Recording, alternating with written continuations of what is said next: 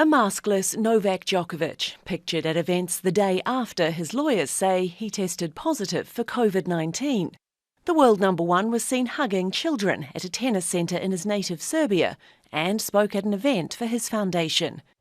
His lawyers say the positive result on December 16th means the tennis powerhouse had a medical exemption to enter Australia to play in the Open later this month. He thought, along with the guidance from Tennis Australia, who told players that if they weren't vaccinated, one of the ways they could get around entry into Australia was if they had tested positive to COVID in the past 6 months, then they were exempt from getting vaccinated and could enter the country without quarantine. But on Wednesday, Australian border officials told Djokovic it wasn't enough for an exemption. He was stopped at the border, his visa cancelled, and is now in immigration detention in Melbourne ahead of a hearing on Monday.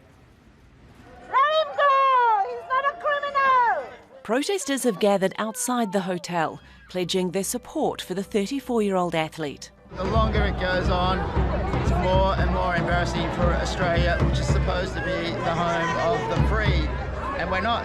He's locked up in that hotel room. Djokovic has never revealed his vaccination status and has been a vocal opponent of vaccine mandates.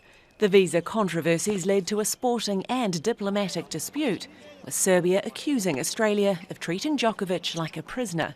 He had all the assurances that his visa paperwork was in order and confidently announced his departure for Melbourne. During his 24-hour flight, things took a dramatic turn, and it appears that his arrival became a political hot potato between the Victorian state government and the federal government, who both wanted to rid themselves of responsibility for his visa.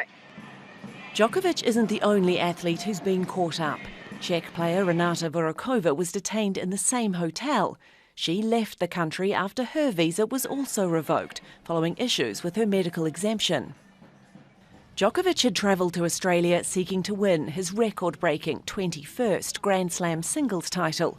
He's asked for alternative accommodation so he can still train for the event. That request has been denied.